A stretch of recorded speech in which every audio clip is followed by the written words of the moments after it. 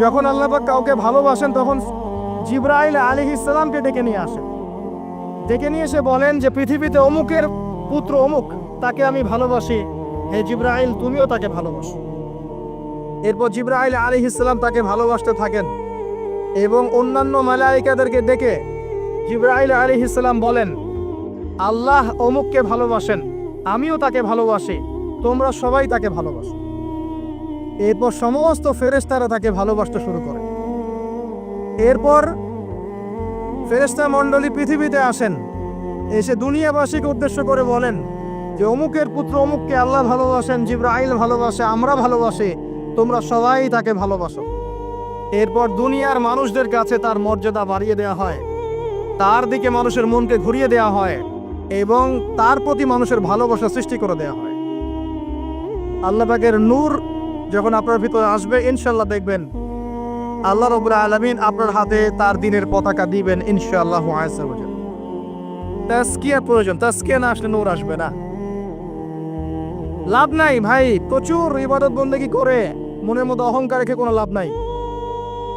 অনেক কিছু করছেন, নিজেকে মনে করছেন আপনি সুপিরিয়র, অন্যরা সব ককরোচ, আপনি জান্নাতের ডিলার, লাভ নাই। ইবলিসের আকীদা এটা ইবলিসের আকীদা। খলাকতানি মিন নার ওয়া খলাকতাহু মিন তিন। এখন যারা ইসলামের বিপক্ষে আছে তাদের মধ্যে থেকে আল্লাহ পাক খালিদ এবং ওমর রাদিয়াল্লাহু আনহুর মতো সাহাবী বের করতে পারেন। আল্লাহ পাকের সুন্নাহ বোঝা খুব দুষ্কর। যাকে আপনি তুচ্ছ করছেন আল্লাহ পাক তাকে হেদায়েত দিয়ে আপনার চেয়ে বড় জায়গায় নিয়ে যেতে পারেন। যাকে আপনি বড় কাফের মনে করছেন আল্লাহ পাক কাল তাকে হেদায়েত দিয়ে ইসলামের খেদমত করাতে পারেন। আবার আল্লাহ পাক আপনাকে, যিনি 5 ওয়াক্ত নামাজ পড়ছেন রোজা রাখছেন, আপনাকে পথভ্রষ্ট করে দিয়ে জাহান্নামে নিতে পারেন। অতএব আত্ম অহংকারের কোনো সুযোগ নাই। তাজকিয়া দরকার। কদ আফলাহা মান যাক্কাহা ওয়া কদ খাবা মান দাসাহা। قد أفلح من تزكى وذكر اسم ربه فصلى بل تؤثرون الحياة الدنيا والآخرة خير وأبقى। তাজকিয়ার পরে কি করবেন? চেষ্টা করেন হালাল রিজিক অন্বেষণ করার। আল্লাহর ওয়াস্তে সুদ খায়েন না, আল্লাহর ওয়াস্তে ঘুষে যায় না, আল্লাহর ওয়াস্তে আল্লাহর দোহাই দিয়ে বলছি দুর্নীতি করেন না, আল্লাহর ওয়াস্তে মানুষের সম্পদ আত্মসাৎ করেন না। আল্লাহকে ভয় করেন, আল্লাহর ওয়াস্তে করেন, আল্লাহর ওয়াস্তে ছেড়ে দেন। হাত জোর করে রিকোয়েস্ট করছি, সুদ খায়েন না। নিজের মায়ের সাথে জেনার মতো অপরাধ, নিজের মায়ের সাথে জেনার মতো অপরাধ, এটা আমার কথা নয়, এটা মুহাম্মদ সাল্লাল্লাহু আলাইহি ওয়াসাল্লামের কথা। যাকে কবরে আপনাকে দেখানো হবে, যিনি আপনার জন্য সুপারিশ করবেন কাল কিয়ামতের মাঠে, যিনি আপনার জন্য হাউজে কাউসারের পানি নিয়ে দাঁড়িয়ে থাকবেন, আপনার উসওয়াতুল হাসানা, সেই মুহাম্মদ সাল্লাল্লাহু আলাইহি ওয়াসাল্লামের কথা। সুদ খেও না। এর সর্বনিম্ন পাপ নিজের মাকে বিয়ে করা, নিজের মায়ের সাথে জেনা করা। কেউ যদি এই সমাজে নিজের মায়ের সাথে জেনা করে থাকে, কালকে সকালে রাস্তায় বের হয়, আপনি চাইবেন তাকে রজম করে মেরে ফেলতে, চাইবেন না? এই কাজ দিব্যি আমরা করছি। সর্বোচ্চ পাপ সুদের, আল্লাহ এবং তার রাসূলের সাথে যুদ্ধ করা। অনেক দিন আয়াতটা বলেছি, আবারও বলছি, শোনেন কি, কারণ কিছু মানুষের কানে ঢুকতেই চায় না কথা। আল্লাহ পাক বলেছেন, ইয়া আইয়ুহাল্লাযীনা আমানু, হে মুমিনগণ, ইত্তাকুল্লাহ, আল্লাহকে ভয় করো। ওয়া যারু মা বাকিয়া মিনার রিবা, সুদের অবশিষ্ট অংশগুলো ছেড়ে দাও। ইন কুনতুম মুমিনিন, যদি প্রকৃতপক্ষে মুমিন হয়ে থাকে। ওয়া ইল্লাম তাফআলু, যদি তোমরা এই কাজ না করো। শুনেন আল্লাহর কথা, আল্লাহ বলছেন যদি তোমরা এই কাজ না করো, ফাযানু বিহারবিম মিনাল্লাহি ওয়া রাসূলিহি, তাহলে আল্লাহ এবং তার রাসূলের সাথে যুদ্ধের ঘোষণা শুনে রাখো।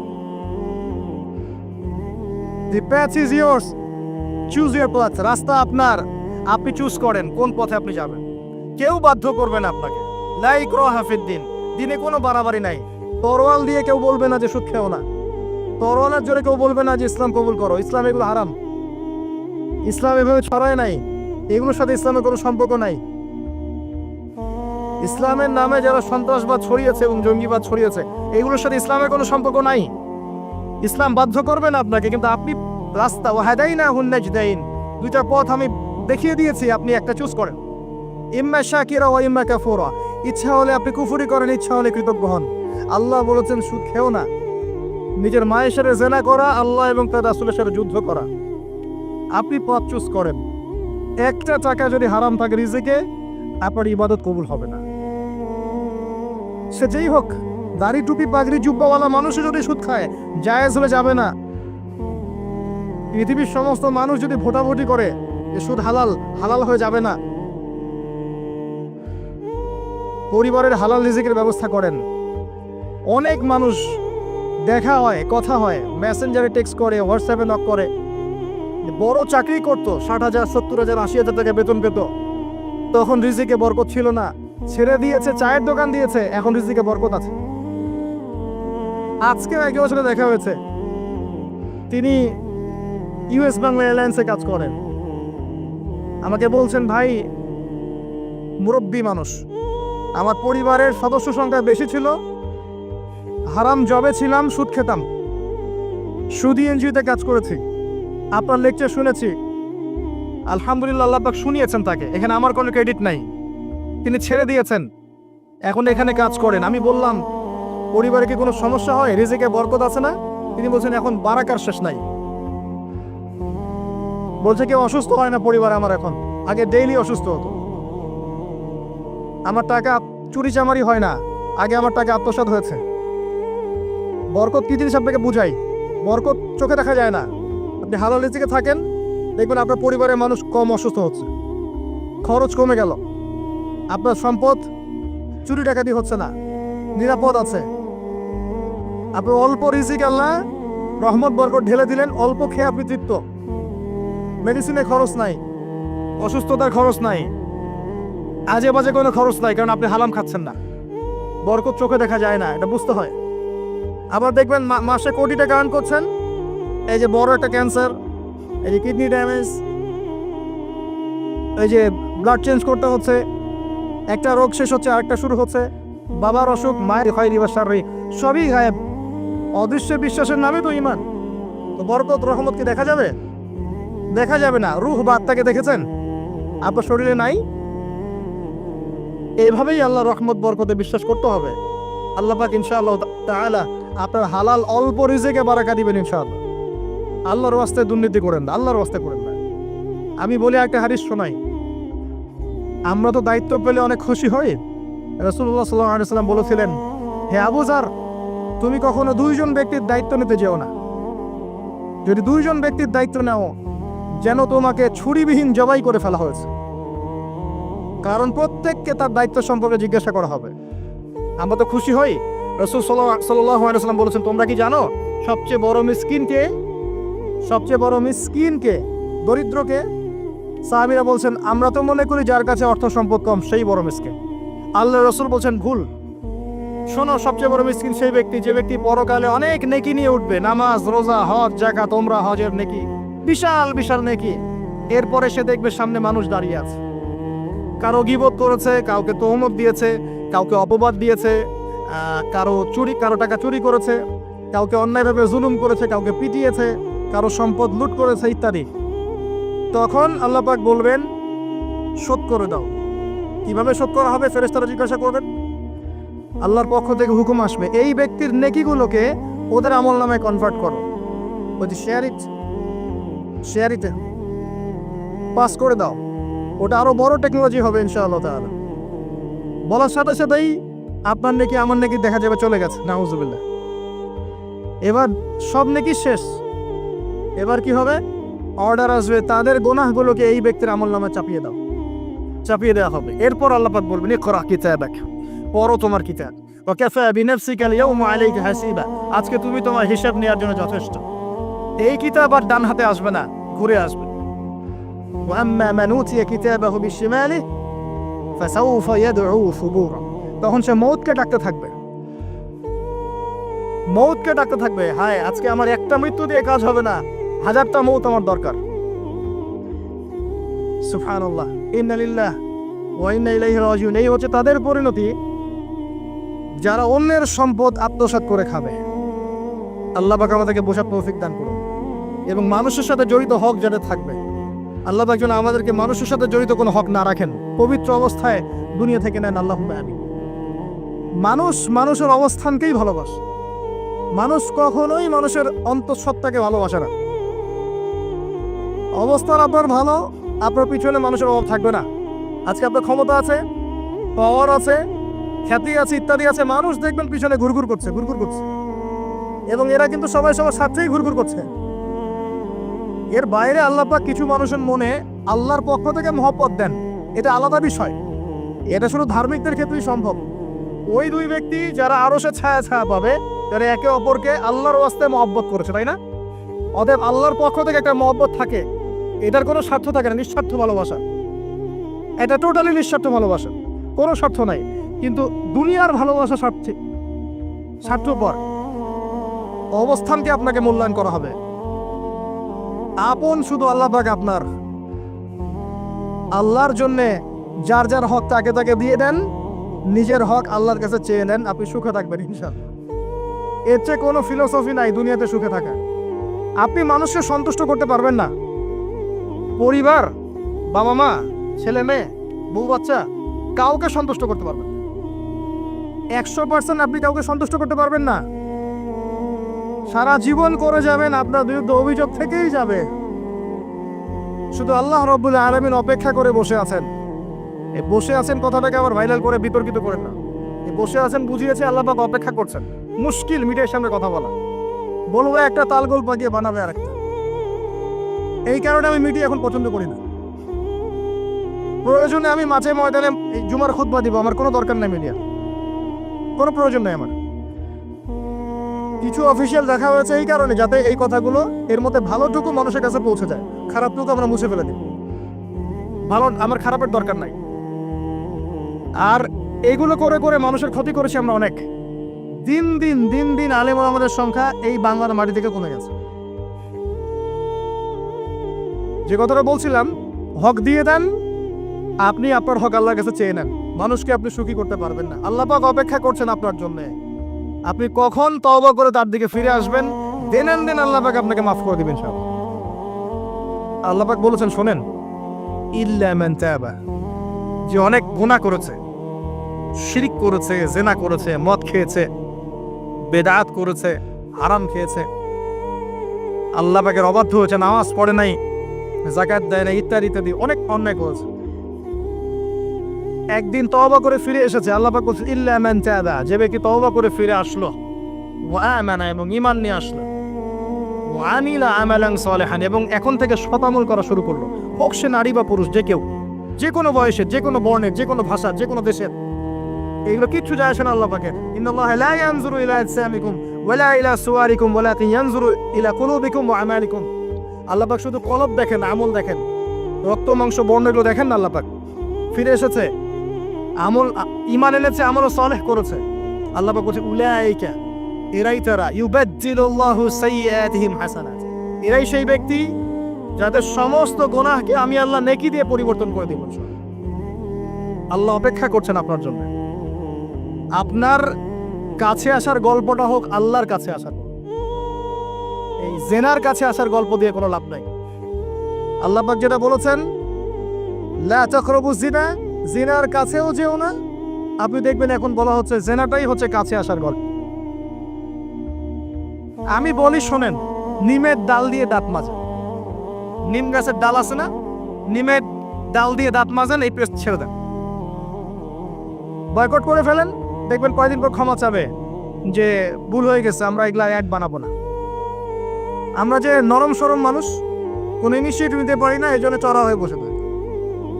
প্রতিটা সেক্টরেই দুর্নীতি চলছে। এটি কাছে আসার গল্পের নাম দিয়ে মানুষকে জেনা করাচ্ছে। যুবক যুবতী স্কুল লাইফ থেকে মাহরাম, গায়রে মাহরাম, এই গায়রে মাহরামের সাথে স্কুল লাইফ থেকে শুরু হয়। স্কুল লাইফে পড়ছে ক্লাস 8, 9, 10, ক্লাস 8, 9, 10 এর মেয়েরা, ছেলেরা এখন অ্যাডাল্ট। এরা এমন কিছু করে যা আপনার কল্পনাও নাই। এই বয়সেও তো সব পাপ করা শেষ। এগুলোর সাক্ষী আপনারাই, আমার উপর আমাকে ভালো মন্দ বলেন না, এগুলোর সাক্ষী আপনারা নিজেরাই। নিজেদের ঘরগুলো দেখেন। আর সবচেয়ে বড় কথা হচ্ছে, ঘরের মানুষ কিন্তু কথা শোনে না। দেখবেন আপনি সারা দুনিয়ায় দিন কায়েম করে ফেলছেন, দিনটা, আর আপনার ঘরটা হচ্ছে নূহ আলাইহিস সালামের মতো। দেখবেন বউ কথা শোনে না, স্বামী, ছেলে কথা শোনে না। এটাই বাস্তবতা। কিন্তু নূহ আলাইহিস সালামের ঘটনা মনে নাই? 950 বছর দাওয়াত দিয়েছেন, শেষে গিয়ে বলেছিল বিয়ান্নি মাগলুবুন ফান্তাসির, আল্লাহ আমি পরাজিত হয়ে গেছি, আমাকে সাহায্য করো, আমি আর পারছি না। আল্লাহ পাক আযাব নাজিল করে দিলেন। তিনি পার হয়ে গেলেন না, ছেলে পার হয় না। ছেলে বলে আমি পাহাড়ে উঠে যাব, পাহাড় আমাকে সেভ করবে। নূহ আলাইহিস সালাম বলছেন আজকে কেউ সেভ করতে পারবে না আল্লাহর আযাব থেকে। একটু পরে একটা ঢেউ এসে বাপ বেটার মাঝখানে পার্থক্য করে দিল, ছেলে ডুবে মরে গেল। তার স্ত্রী পর্যন্ত ঈমান নিয়ে আসলো না। আল্লাহর কাছে হাত তুলে দোয়া করছেন, আল্লাহ আমার ছেলে, আমার আহাল, আমার পরিবার। আল্লাহ ধমক দিয়ে বলছেন যে লাইসা মিন আহলিক, সে তোমার পরিবারের কেউ না। দেখবেন আপনি মাশাআল্লাহ দিনদার, আপনার ভিতরে ইসলাম এস্টাবলিশ করা ডিফিকাল্ট। কারণ মানুষ এখন খুব ব্যক্তি সচেতন, নিজের মনে যা চাবে সেটাই করবে। আর আনুগত্যকে তারা দাসত্ব মনে করে। কথা বুঝেন, আনুগত্য করাকে দাসত্ব মনে করে। আমি দাসত্ব করবো কেন? আল্লাহ এবং তার রাসূল এবং স্বামী পরিবার কর্তাদের আনুগত্যটাকে তারা দাসত্ব মনে করে। অতএব সুখে থাকার মূল মন্ত্র এটাই আপনার, যার যার হক তাকে তাকে দিয়ে দেন, নিজের হক আল্লাহর কাছে চেয়ে নেন, আপনি সুখে থাকবেন ইনশাআল্লাহ। আল্লাহর জন্য বাঁচেন, আল্লাহর জন্য খান, আল্লাহর জন্য পড়েন, আল্লাহর জন্য দিন কায়েম করেন, আল্লাহর জন্য আপনি ইবাদত করেন, আল্লাহর জন্য মারা যান, ইনশাআল্লাহ আল্লাহ আপনাকে জান্নাত দিবেন। আর আল্লাহর কাছে আমরা সবাই একা একা ফিরে যাবো, ইন্না লিল্লাহি ওয়া ইন্না ইলাইহি রাজিউন। একা একা একজন একজন করে হিসাব দিবেন আল্লাহ পাক। তখন আমার সাথে কেউ থাকবে? আপনার সাথে কেউ থাকবে? ইন্তেকালের পরে 40টা দিন অপেক্ষা করেন না, মানুষ মনে রাখে? রাখবে না, কাউকে রাখবে না। এটাই দুনিয়ার বাস্তবতা। দুনিয়া বড় নিষ্ঠুর, আর এগুলোর বাস্তবতা আপনারা যত দিন যাবে তত দেখবেন, উপলব্ধি করবেন। একদম কাঁচালো ভেঙে যাবে, ফ্রি মিক্সিং দিয়ে, হারাম রিজিক দিয়ে, আপনার এই যে অপসংস্কৃতি দিয়ে পরিবারের কাঠামোই ভেঙে যাবে, সমাজের কাঠামো ভেঙে যাবে। মানুষ দেখবেন আত্মহত্যা করে মারা যাবে বেশি বেশি। বাবার খোঁজ নিবে না সন্তান। কিয়ামতের আলামত আছে, তাইলি দেলামে তুরাব্বাতুহা, দাসী মনিককে জন্ম দিবে, মা বাবার সাথে দাস দাসীর মতো আচরণ করা হবে। টাকার জন্য, সম্পদের জন্য মানুষ ভাইকে হত্যা করবে, বোনকে হত্যা করবে, ছেলে বাবাকে হত্যা করবে, মাকে হত্যা করবে। এগুলো সব কিয়ামতের আলামতের হাদিস। এগুলো আপনি বাস্তবতা মিলিয়ে দেখেন, 100% মিলে যাবে। এগুলো চলছে এখন। এই জায়গায় আমি বলবো আত্মকেন্দ্রিক হন। একটা আয়াত শোনাচ্ছি আপনাকে, আমার খুব পছন্দের একটা আয়াত, এবং আল্লামা তাকি উসমানীর নাম শুনেছেন? আমার জানা মতে বিশ্ব বরেণ্য আলেমদের একজন। তিনি একটা গোটা বই লিখেছেন, পুরা বইটাই একটা আয়াতের উপরে। বইটা পড়েন, আপনার কাছে মনে হবে বইটার প্রতিটা কথা আপনার জন্য লেখা হয়েছে। তাসকিয়া, আত্মশুদ্ধি, আত্মশুদ্ধি ও তাসাউফ। ওই বইয়ের প্রথমে টাইটেল, একটা হেডলাইন আয়াত আছে, ইয়া আইয়ুহাল্লাযীনা আমানু, হে মুমিনগণ, আলাইকুম আনফুসাকুম, নিজের নফসের খবর নেওয়া, নিজের নফসের খবর নাও, নিজে ঠিক হও। মান লা ইয়াদুররুকুম মান দাল্লা ইন ইহতাদাইতুম, যারা পথভ্রষ্ট হয়ে যাচ্ছে বা গেছে, এদের পথভ্রষ্টতা তোমাদের কোনো ক্ষতি করবে না যদি তোমরা হেদায়েতের উপর থাকো। এর চেয়ে বড় কোনো মেডিসিন নাই। এই আয়াতের মধ্যে সব কিছু আছে, আমাদের সমস্যা এবং আমাদের সলিউশন। আমাদের সমস্যা হচ্ছে আমরা পরের দিকে বেশি চোখ তুলি, আঙ্গুল থাকে, তোমার এটা ঠিক নাই, তোমার এটা ঠিক নাই, তোমার আকীদা ঠিক নাই, তোমার আমল ঠিক নাই, তোমার তাসকিয়া ঠিক নাই, তোমার রিজিক ঠিক নাই, ইত্যাদি ইত্যাদি। নিজের দিকে এতবার আঙ্গুল আমরা তুলি না। আমার আকীদা ঠিক আছে কিনা, আমার মানহাজ ঠিক আছে কিনা, আমার আমল বেদাতমুক্ত কিনা, আমার রিজিক ঠিক আছে কিনা, আমার পরিবার ঠিক আছে কিনা, আমার নফসে আত্মশুদ্ধি আছে কিনা, আমার ভিতরে হিংসা আছে কিনা, গীবত আছে কিনা, তোমর দেয় কিনা, অহংকার আছে কিনা, এগুলো আমাকে চিন্তা করতে হবে। আলাইকুম আনফুসাকুম, নিজের নফসের খবর নাও। এই নফস নিয়ে আল্লাহর কাছে যেতে হবে। এই একটা আয়াত যদি বুঝে আসে, আপনার প্রবলেম সলভ। এখানে সমস্যা হচ্ছে আমরা আগে মানুষের সংশোধন চাই, কিন্তু আল্লাহ বলছেন আগে নিজেকে সংশোধন করো। নিজে আগে সংশোধিত হও, একটা বাতি থেকে 1000টা বাতি জ্বলবে ইনশাআল্লাহ। আর নিজেকে সংশোধন করতে না বললে আমি বাতি জ্বালাতে পারবো না। তো ইভেন এখানে বসে আমি যে কথাগুলো বলছি বা বলবো বা বলা হয়, যারা বলে, তারা নিজেরা যদি সেগুলোর উপর আমল না করে, এই কথার কোনো তাসির হবে না আপনার উপরে। আপনি শুনবেন, এক কান দিয়ে ঢুকবে, আর এক কান দিয়ে বেরো যাবে, বাসায় গিয়ে ঘুমিয়ে যাবেন। এটা বাস্তবতা। রাসূলুল্লাহ শোনেন, রাসূলুল্লাহ সাল্লাল্লাহু আলাইহি ওয়াসাল্লামের দাওয়াতে এত হিউজ মানুষ ইসলাম কবুল করলো কেন বলেন তো? মূল কারণ কি জানেন? ইসলামের প্রতিটা বিষয়ের উপরে নবী সাল্লাল্লাহু আলাইহি ওয়াসাল্লাম নিজে আগে আমল করে দেখিয়েছেন। এই জন্য তার কথার মধ্যে নূর এবং তাসির এবং বারাকা এত বেশি ছিল যে মানুষের কলিজার মধ্যে কথাগুলো আঘাত করেছে, মানুষ পরিবর্তন হয়েছে। আর আমাদের টোটাল উল্টা। এইখানে বসবো বা এই ধরনের জায়গায় যারা বসি তাদের এক শ্রেণীর কথা বলছি, সবাই না।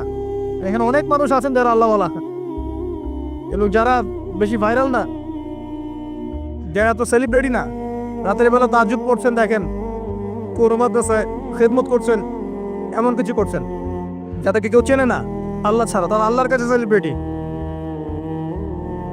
এখানে উল্টোটারই উল্টা, আমরা বলি যেটা সেটা নিজেরা করি না, আর সেটা করি যা বলি না। আমি আপনাদেরকে বলি, আমি যা জানি তার 30-40% আমি আপনাদেরকে বলতে পারি না, ভয়ে বলি না। আর আমি যা বলি তার 100%-এর মনে হয় 50-60-70% আমি করতে পারি। নিজেদেরকে নিয়ে শঙ্কিত আমরা যে কি হবে। তো এই আয়াতের উপর আমল ছাড়া আমাদের কোনো গতি নাই। ইয়া আইয়ুহাল্লাযীনা আমানু, হে মুমিনগণ, আলাইকুম আনফুসাকুম, নিজের নফসের খবর নাও। লা ইয়াদুররুকুম মান দাল্লা ইন ইহতাদাতুম, তোমরা যদি হেদায়েত প্রাপ্ত হয়ে থাকো, ওদের পথভ্রষ্টতা তোমাকে ক্ষতি করবে না। ইসলামের শত্রুদের কথা বাদ দেন, আগে নিজেকে ঠিক করেন, নিজে থেকে ঠিক করেন। নিজেরা নামাজি হন আল্লাহর ওয়াস্তে, আল্লাহর ওয়াস্তে হালাল খান, পরিবার ঠিক করেন, জ্ঞান অর্জন করেন, আল্লাহর ওয়াস্তে দিনের কোনো খেদমতের চেষ্টা করেন, আপনার জানমাল সময় শ্রম দিয়ে আল্লাহর ওয়াস্তে কিছু করেন, দেশকে কিছু দেন, রাষ্ট্রকে কিছু ভালো কিছু দেন, উম্মাকে কিছু ভালো কিছু দেন, আপনার প্রতিভা দিয়ে মানুষের কল্যাণ করেন, মানবতার কোনো খেদমত করেন। এত বেশি আবেগ ভালো না, ভালোবাসা ভালো জিনিস, অতিরিক্ত আবেগ ভালো না। আল্লাহ পাক আমাদেরকে বাস্তবতা বোঝার তৌফিক দান করুন। বাস্তবতা আমি আপনাকে দেখাচ্ছি। বাস্তবতা হচ্ছে এই যে বাংলাদেশের 90% মুসলিম, দেখবেন তার মধ্যে 90% 5 ওয়াক্ত নামাজ পড়ে না। এটা হচ্ছে আপনার বাস্তবতা। বাংলাদেশের যে কোনো মাহফিলে যাবেন, একটাই স্লোগান আমি শুনেছি, আল কোরআনের আলো ঘরে ঘরে জ্বালো।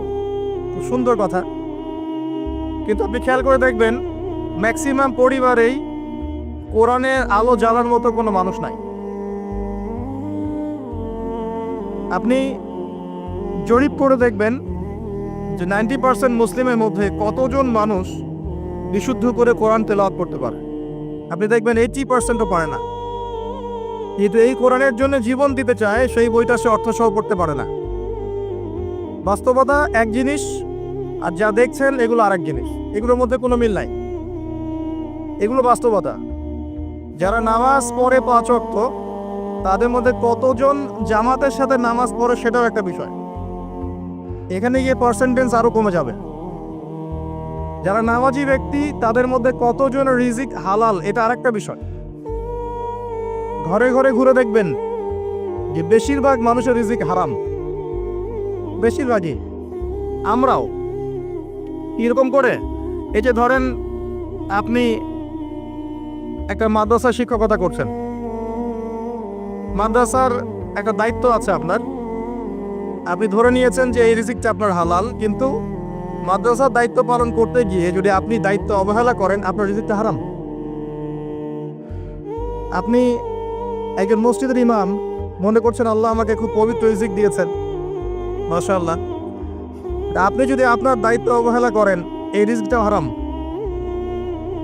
আর নর্মালি তো আমরা সবাই সুদ খাচ্ছি, ঘুষ খাচ্ছি, দুর্নীতি করছি, মানুষের সম্পদ আত্মসাৎ করছি, এগুলো তো আমাদের সহজাত প্রবৃত্তি হয়ে গেছে। কোনো কোনো ক্ষেত্রে দেখা যায় ওপর থেকে একটা হাতি আসে, ওপর থেকে একটা হাতি আসতে আস্তে আস্তে আস্তে একটা মাছি হয়ে যায়, মাঝখানে হাতির ডালপালা হাত পা টেনে হিঁচড়ে খাওয়া শেষ।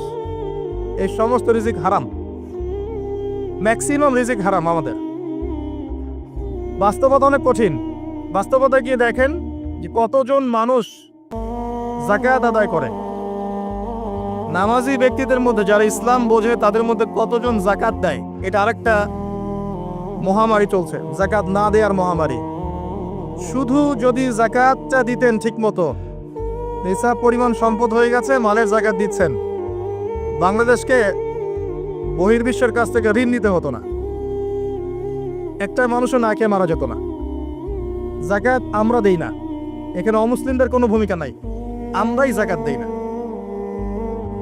বাংলাদেশে এমনও ব্যক্তি আছে যাদের যাকাত কালেক্ট করলে একজনের যাকাত থেকে 100টা পরিবার চলবে।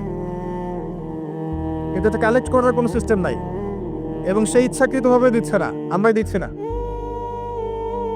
আপনি সমাজে ঘুরে দেখবেন কতগুলো পরিবার আছে যেগুলোর মধ্যে পর্দার বিধান কায়েম আছে। বাস্তবতা খুব কঠিন।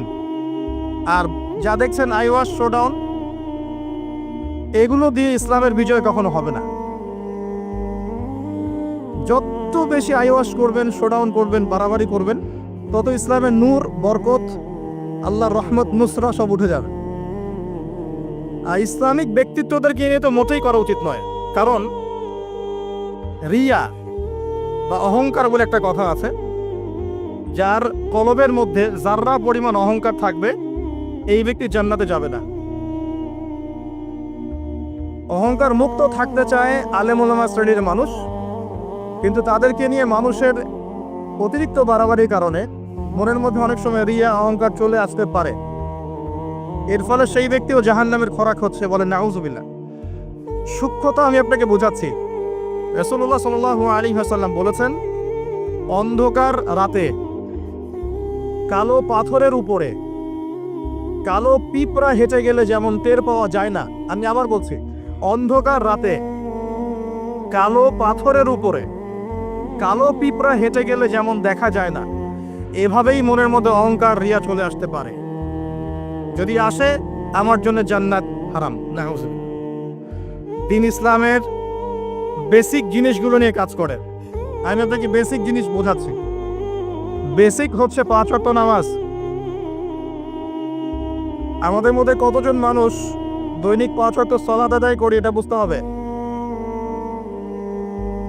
বেসিক হচ্ছে আপনার যাকাত প্রদান করা। ইসলামের বেসিক হচ্ছে আপনার পরিবারে পর্দা থাকবে। ইসলামের বেসিক আপনার পরিবারে তালিম হবে। প্রত্যেক পরিবার থেকে একটা করে মানুষ অন্ততপক্ষে কোরআনওয়ালা হবে, আলেম হবে বা হাফেজ হবে, এটা আমাদের দাবি ছিল। এগুলো বেসিক, যে মুসলিমরা হালাল খাবে, হারামে সম্পৃক্ত হবে না, সাধ্য মতো আল্লাহর দ্বীনের দাওয়াত দিবে মানুষকে। এগুলো বেসিক। এই বেসিকগুলো ঠিক আছে কিনা খেয়াল করে দেখেন। আমি আপনাকে গ্যারান্টি দিচ্ছি এই বেসিকগুলো আমাদের ঠিক নাই।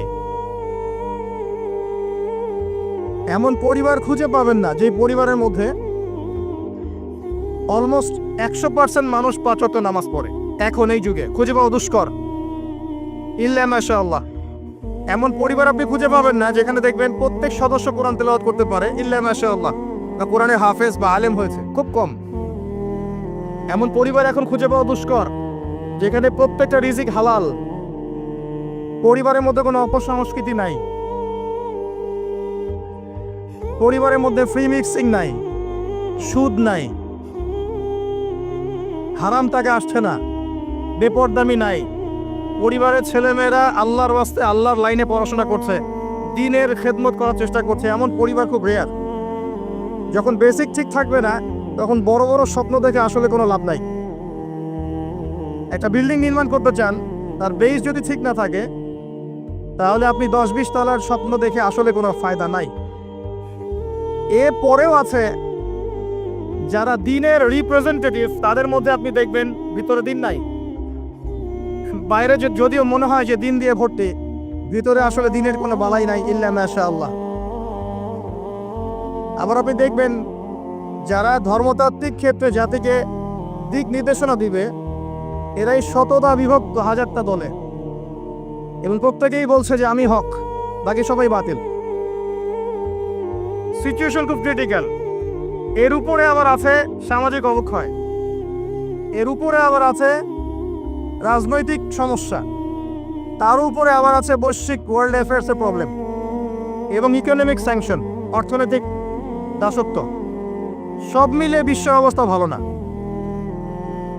এখানে তৃপ্তির ঢেকুর তোলার কোনো সুযোগ নাই যে সবকিছু সুন্দরভাবে চলছে, আসলে তা নয়। এখন প্রথমত দৃষ্টিভঙ্গির কথা বলবো। দৃষ্টিভঙ্গি পরিবর্তন না করতে পারলে সমস্যা আছে।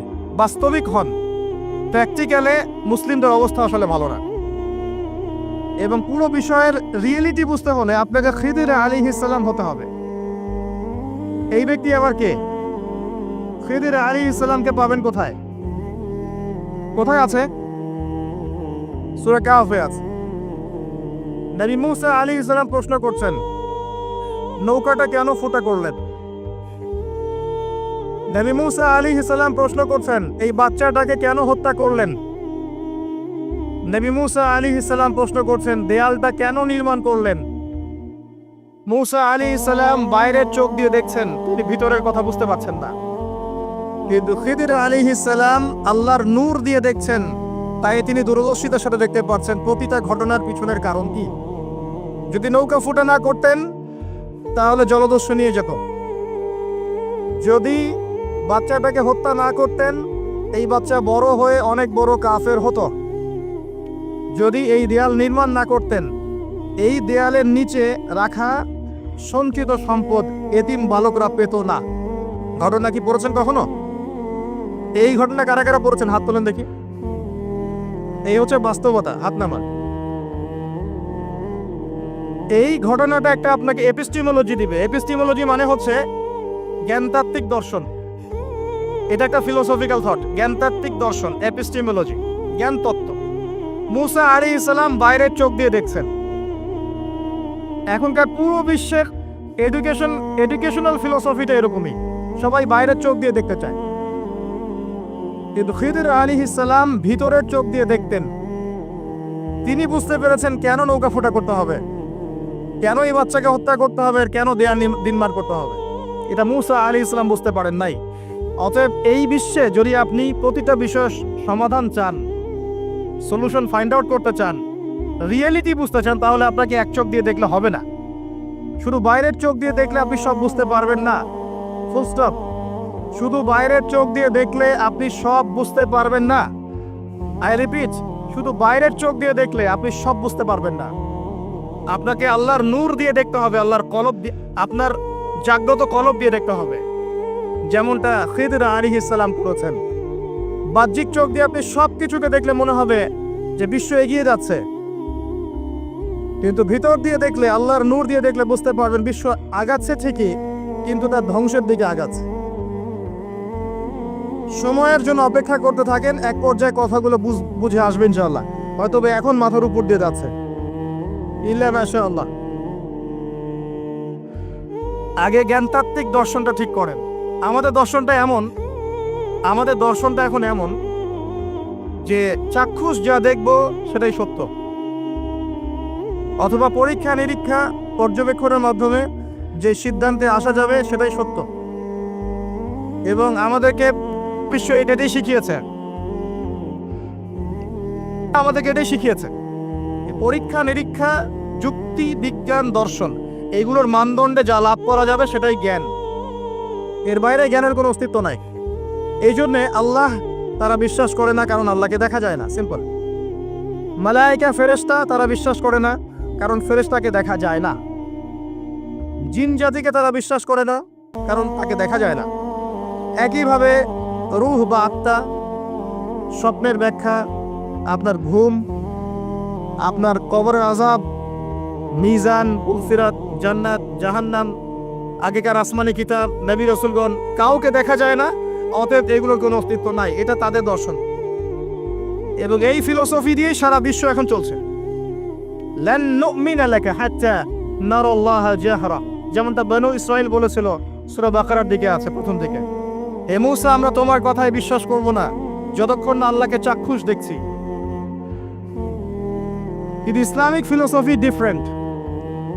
ইসলামিক ফিলোসফি হচ্ছে এমন, ওয়াকুলিল হাক্কু মির রাব্বিকুম, হক বা জ্ঞান, সত্য তোমার রবের পক্ষ থেকে আসে। ফালা তাকুনান্না মিনাল মুমতারিন, তুমি সন্দেহবাদীদের অন্তর্ভুক্ত হও না। সূরা কাফির 29 নম্বর আয়াতে আল্লাহ পাক আরো বলেছেন, ওয়াকুলিল হাক্কু মির রাব্বিকুম ফামান শাআ ফালইউমিন ওয়া মান শাআ ফালইয়াকফুর। হক আল্লাহর পক্ষ থেকে আসে, জ্ঞান আল্লাহর পক্ষ থেকে আসে, সত্য মিথ্যার মানদণ্ড আল্লাহর পক্ষ থেকে আসে, ন্যায় অন্যায়ের মানদণ্ড আল্লাহর পক্ষ থেকে আসে, মানুষের মস্তিষ্ক থেকে বের হয় না। আল্লাহর পক্ষ থেকে যা আসে তাকে যুক্তি, বিজ্ঞান, দর্শন এগুলো দিয়ে প্রমাণ করা যাবেই, এটা জরুরি না। এমন অনেক বিষয় হতে পারে আল্লাহর পক্ষ থেকে আসতে পারে যেটাকে আপনি যুক্তি, বিজ্ঞান, দর্শন দিয়ে প্রমাণ করতে পারবেন না। কারণ এগুলোর সীমাবদ্ধতা আছে, আল্লাহর জ্ঞানের কোনো সীমাবদ্ধতা নাই। আমার কথা কি বোঝা যায়? কথাগুলো হয়তো ইয়াংরা বুঝতে পারবেন। আর আমি জানি লেকচার যত আগাবে মুরব্বীরা তত উঠে চলে যাবে। আমি এটা ফিল করেছি আর কি। কিন্তু আমি এটা বিশ্বাস করি আগামী দিনের ইসলামের ধারক এবং বাহক হবেন যুবকরা ইনশাআল্লাহ, এবং যুবতীরাও, এবং আমাদের পরবর্তী জেনারেশন যারা আমাদের ছেলে বা মেয়েরা আসছে তারা আমাদেরকে দ্বারা যদি খেদমত না হয়, কাজ না হয়, এবং আমরা যদি দায়িত্ব পালন করতে না পারি, আল্লাহ পাকের একটা সুন্নাহ আছে, সেটা হলো সূরা মুহাম্মাদের শেষের দিকে আছে, ইয়াস্তাবদিল কওমান গায়রাকুম, আল্লাহ পাক অন্য কওমকে তোমাদের জায়গায় নিয়ে আসবেন, তোমাদেরকে সরিয়ে দিবেন। আমার মতো অপদার্থকে দিয়ে যদি কাজ না হয়, আল্লাহ পাক আমাদেরকে সরিয়ে দিবেন, দিয়ে অন্য বড় বড় স্কলার তৈরি করবেন ইনশাআল্লাহ।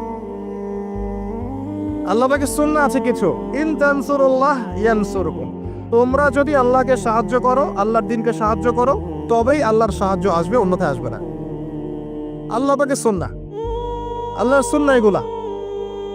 নাসুল্লাহ ফানাসিয়াহুম, মানুষ যদি আল্লাহকে ভুলে যায়, আল্লাহও তাদেরকে ভুলে যাবে। এগুলো আল্লাহর সুন্নাহ। ইন্নাল্লাহা লা ইউগাইয়িরু মা বিকওমিন হাত্তা ইউগাইয়িরু মা বিআনফুসিহিম, আল্লাহ পাক কোন কওমের অবস্থা ততক্ষণ পরিবর্তন করেন না যতক্ষণ তারা তাদের অবস্থা পরিবর্তনের চেষ্টা করে না। এগুলো আল্লাহর সুন্নাহ। তাই আমাদেরকে দিয়ে যদি কাজ না হয়, খেদমত না হয়, উম্মার যদি কোনো কল্যাণ না থাকে, আল্লাহ পাক আমাদের সবাইকে সরিয়ে দিবেন ইনশাআল্লাহ, এবং নতুন কওমকে নিয়ে আসবেন। এমন হতে পারে অমুসলিমদেরকে আল্লাহ পাক ইসলামের সৌন্দর্য দেখিয়ে, ইসলাম কবুল করিয়ে এইসব জায়গায় নিয়ে আসবেন, তারা দিনের খেদমত করবেন। সব সংকীর্ণ মানসিকতা থেকে বের হতে হবে। ওই আব্বাসীয়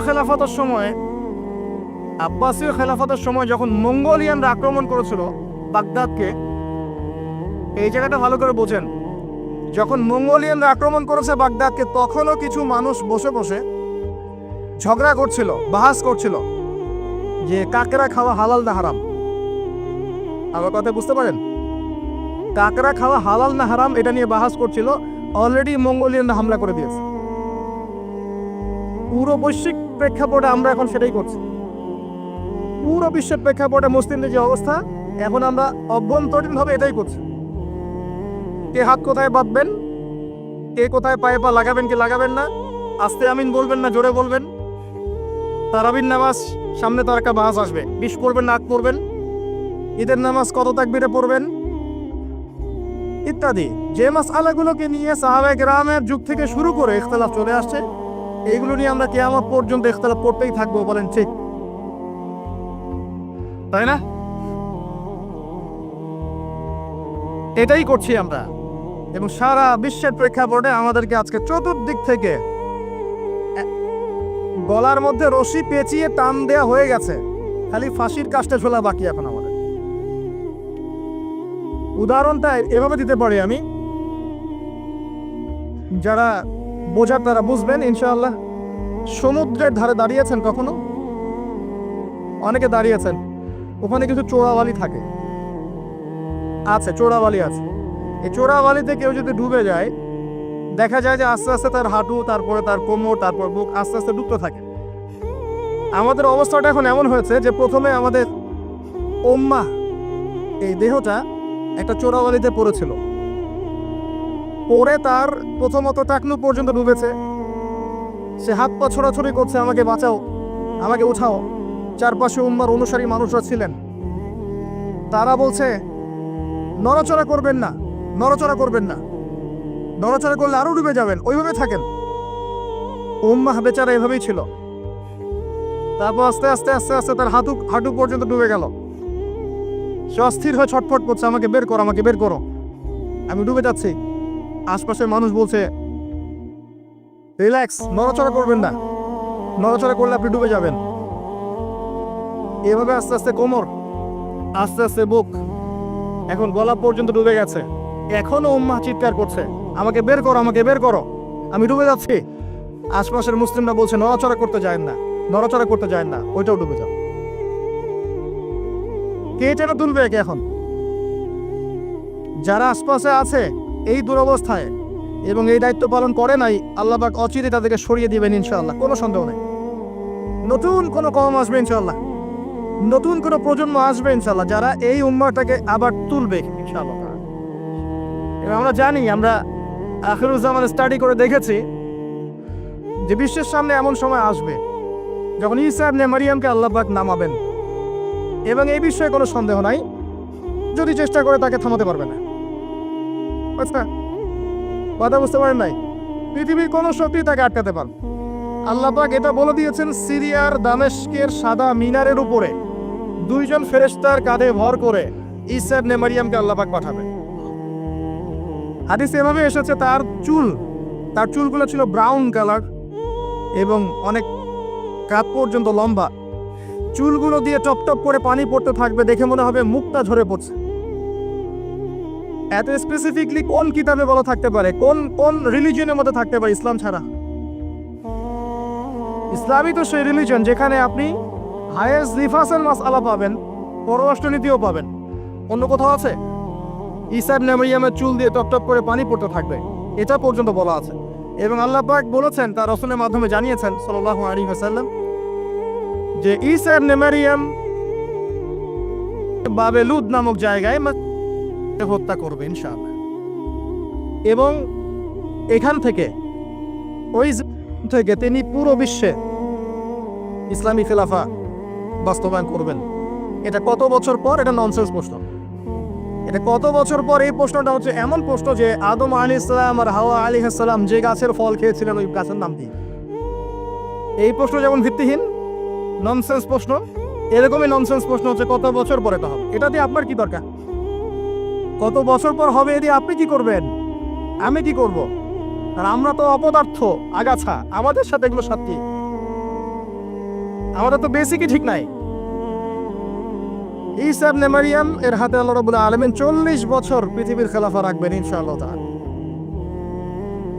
তখনকার যে প্রজন্মটা থাকবে, এই প্রজন্ম ইনশাআল্লাহ ওই চোরাবালিতে ডুবে যাওয়া উম্মাহকে টেনে বের করবে ইনশাআল্লাহু আযজা ওয়া জাল।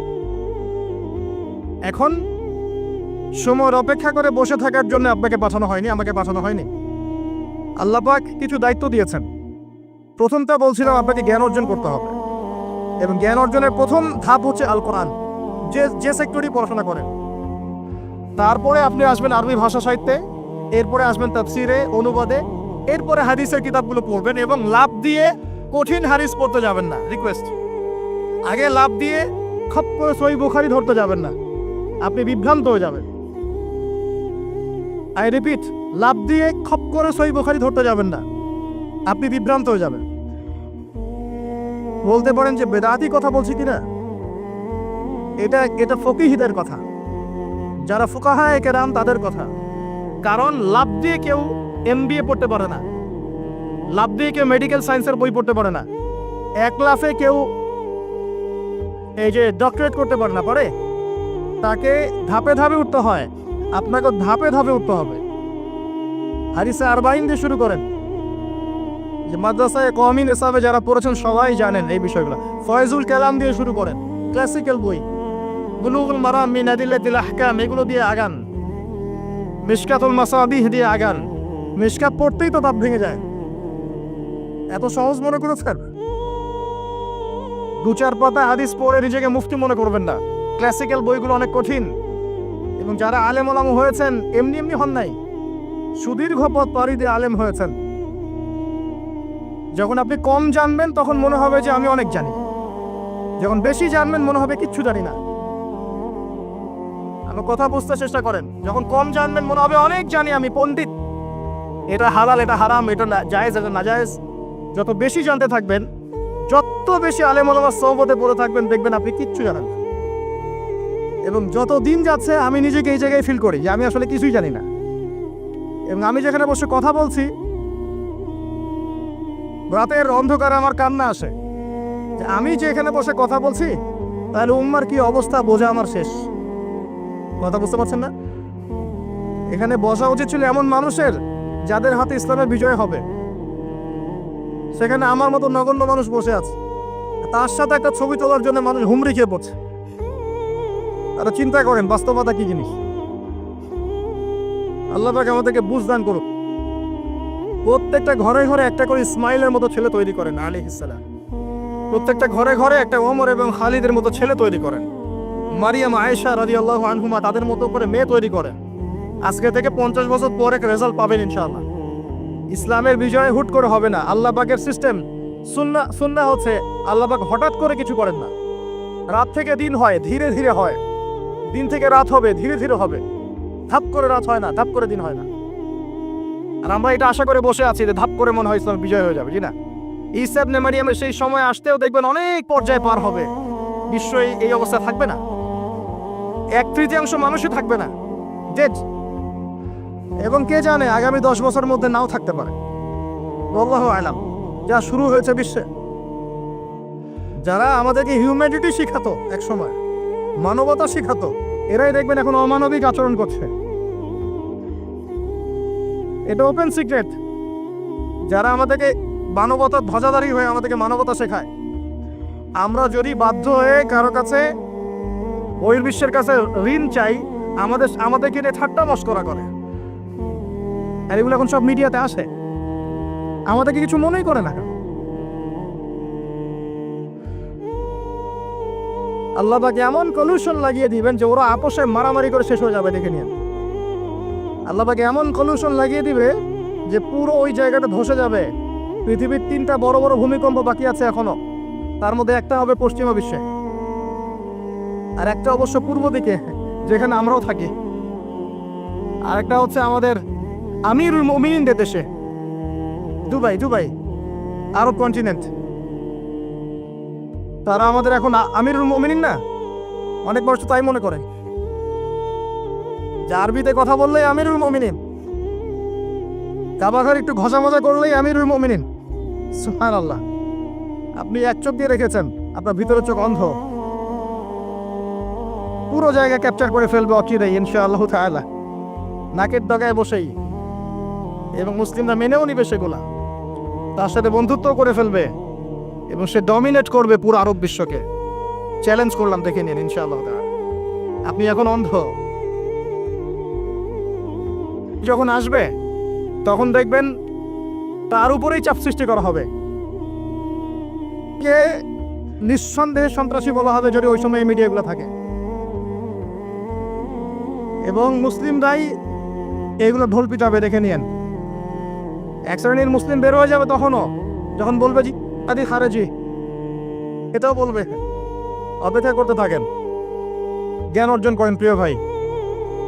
হাদিসের কিতাবের কথা বলছিলাম, আগে বড় জায়গায় যায় না, মিশকাত শেষ করেন, আস্তে আস্তে ইবনে মাজায় যান, তিরমিজিতে যান, আবু দাউদ পড়েন, নাসাই পড়েন, পরে যান বুখারী মুসলিমে। তখন কি ইনশাআল্লাহ আপনি বুঝতে পারবেন। আর এই পড়াশোনা করবেন কোথায়? একা একা? বাজার থেকে যাব, পাবলিকেশন থেকে বই কিনবো, আরবি এবারত জবরজের পেজ দিয়ে আছে পড়বো, বাংলা অনুবাদ পড়বো, মুফতি হয়ে যাবো, তাই নাকি?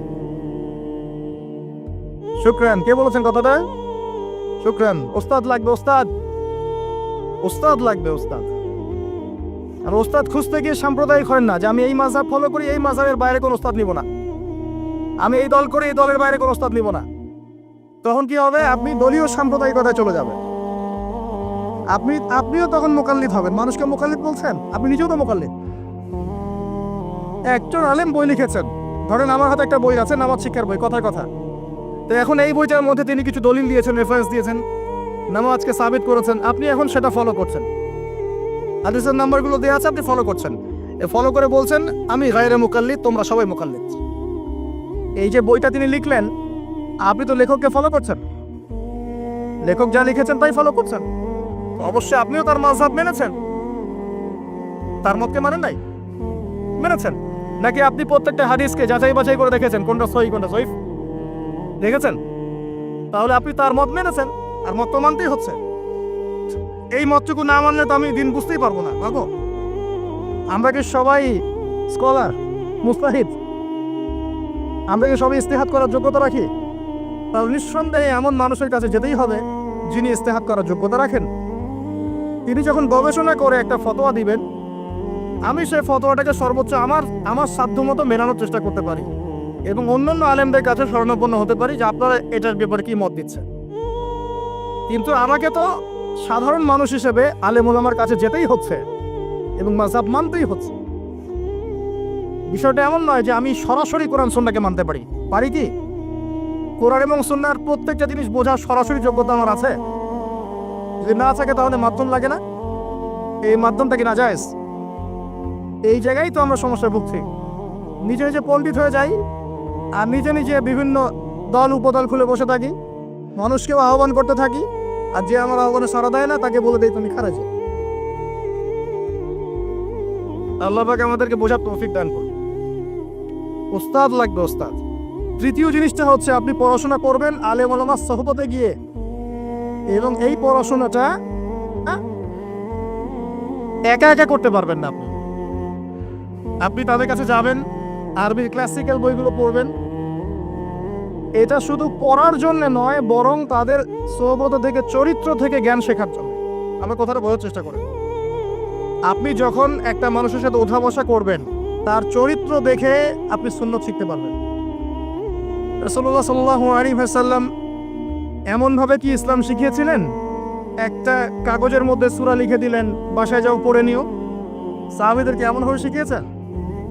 সাহাবায়ে কেরাম কোরআন সুন্নাত আর সহবতে এসে শিখেছেন, তাকে দেখে শিখেছেন। কেমন করে তিনি কথা বলেন, কেমন করে ওঠেন, কেমন করে বসেন, কেমন করে চিন্তা করেন, কিভাবে তিনি ঘোড়সাওয়ার হন, বাসায় কি করেন, নামাজ কেমন করে পড়েন, প্রতিটা বিষয় তিনি তারা দেখে দেখে দেখে দেখে আয়ত্ত করেছেন। আব্দুল্লাহ ইবনে মাসউদ রাদিয়াল্লাহু আনহু সম্পর্কে বলা হয় যে তিনি এমনভাবে নবী সাল্লাল্লাহু আলাইহি ওয়াসাল্লামকে দেখেছেন, কপি করার চেষ্টা করেছেন, যে তিনি উঠতেন তার মতো করে, বসতেন তার মতো করে, কথা বলতেন তার মতো করে। সুবহানাল্লাহ। সোহবতেই আপনাকে নূর দিবে ইনশাআল্লাহ। এবং যখন আল্লাহর নূরপ্রাপ্ত মানুষের কাছে গিয়ে আপনি থাকবেন, তখন আপনি বুঝতে পারবেন যে আপনার ভিতরে কোথায় ত্রুটি আছে। আপনার ভিতরে ত্রুটি কোথায় আছে এটা আপনি ধরতে পারবেন না, মানুষ ধরিয়ে দিতে হবে। এবং আল্লাহওয়ালা মানুষটা যদি ধরিয়ে দেয় এবং আপনি সংশোধন করে নেন, তখন আপনি সঠিক পথ পাবেন ইনশাআল্লাহ। সোহবত, এই সোহবত আপনাকে তাজকিয়া দিবে। তাজকিয়া মানে কি? আত্মশুদ্ধি। তাজকিয়া মানে আত্মশুদ্ধি, এবং আত্মশুদ্ধি হচ্ছে এখনকার সবচেয়ে বড় বিষয়। আত্মশুদ্ধি নাই, বড় বড় লেকচার দিয়ে লাভ নাই। আত্মশুদ্ধি কখন আসবে? যখন কলবে নূর আসবে। কলবে নূর কখন আসবে? যখন আপনি বেশি বেশি কোরআন তেলাওয়াত করবেন, 1 নাম্বার। 2 নাম্বার, যখন আপনি বেশি বেশি মৌতের ফিকির করবেন। 3 নাম্বার, বেশি বেশি কবরের চিন্তা করবেন, পরকালের চিন্তা করবেন। 4 নাম্বার, বেশি বেশি আপনি আল্লাহর জিকির করবেন। 5 নাম্বার, বেশি বেশি আল্লাহর কাছে দোয়া করবেন। কম খাবেন, কম ঘুমাবেন, কম স্ত্রী সহবাস করবেন, কম মানুষের সাথে মিশবেন, কম কথা বলবেন। নূর আসবে ইনশাআল্লাহ। যত বেশি খাবেন, যত বেশি ঘুমাবেন, বেশি বেশি যৌন সম্পর্ক করবেন, হালাল হলেও বেশি বেশি করবেন, বেশি বেশি খাবেন, বেশি বেশি কথা বলবেন, আর বেশি বেশি মানুষের সাথে আড্ডা পিটায় বেড়াবেন, কলবের নূর নষ্ট হয়ে যাবে। এগুলো হালালের মধ্যে। আর হারাম যদি হয়, মদ পান করেন, জেনা করেন, ব্লু ফিল্মস দেখেন, পর্নোগ্রাফি দেখেন, মেয়েদের সাথে ডেটিং করেন, ফ্রি মিক্সিং করেন, হাবিজাবি, তাহলে তো নূরের কোনো প্রশ্নই নাই, নূরের সাথে আপনার কোনো সম্পর্কই নাই। তো এগুলোর পরেও আরো বিষয় আছে। এগুলোর পরের বিষয় হচ্ছে কলব থেকে কয়েকটা বিষয় দূর করতে হবে। আবার 1 নাম্বার, দুনিয়ার প্রেম। দুনিয়ার প্রেম দূর করতে হবে। দুনিয়াতে থাকতে হবে মুসাফিরের মতো। সকালে আছেন, সন্ধ্যার গ্যারান্টি নাই, সন্ধ্যায় আছেন, সকালের গ্যারান্টি নাই। দুনিয়াতে মুসাফিরের মতো। দুনিয়ার প্রেম দূর করতে হবে। 2 নাম্বার, মনের মধ্যে হিংসা রাখা যাবে না। কি রাখা যাবে না? যেটা রাখা আমাদের এখন ফরজ। এই হিংসা রাখা এখন মুসলিমদের ফরজ হয়ে গেছে। হিংসা না করলে পেটের ভাতটুকু হজম হয় না। কারো রাইজিং দেখলেই, একটু রাইজিং দেখলেই হিংসা। হিংসা রাখা যাবে না। 3 নাম্বার, আত্ম অহংকার রাখা যাবে না, ইগো রাখা যাবে না, লৌকিকতা রাখা যাবে না, রিয়া প্রদর্শন করা যাবে না, এবং ওই যে গীবত, তুহমত, অপবাদে যে অপসংস্কৃতি আছে, এইগুলো থেকে দূরে থাকতে হবে। ইনশাআল্লাহ তাআলা আল্লাহর নূর আপনার কলবে আসবে ইনশাআল্লাহ। তখন ইনশাআল্লাহ তাআলা আপনি খিজির হবেন আলাইহিস সালাম, যে কিনা অনেক দূর পর্যন্ত দেখতে পারে, যা মূসা আলাইহিস সালাম পর্যন্ত পারেন নাই। সুবহানাল্লাহ। আসেন, এই খিজির আলাইহিস সালামকেই আল্লাহ পাক বলেছেন শেষ জামানার সবচেয়ে জ্ঞানী মানুষ। মানে জামানা না, পুরো ইউনিভার্সের সবচেয়ে জ্ঞানী মানুষ। মুসা আলাইহিস সালাম বলেছিলেন আমার চেয়ে জ্ঞানী কেউ নেই, আল্লাহ পাক বলেছেন খিদির আছে। শেষ জামানার সূরা আল কাহফ এর মধ্যে তার কথা আছে। এটা আপনাকে ডাইরেকশন দিচ্ছে শেষ জামানায় যদি আপনি হকপন্থী হতে চান, আলোর সন্ধান পেতে চান, খিদির আলাইহিস সালামের মতো দূরদর্শিতা সম্পন্ন হতে হবে। আল্লাহ পাক তৌফিক দান করুন।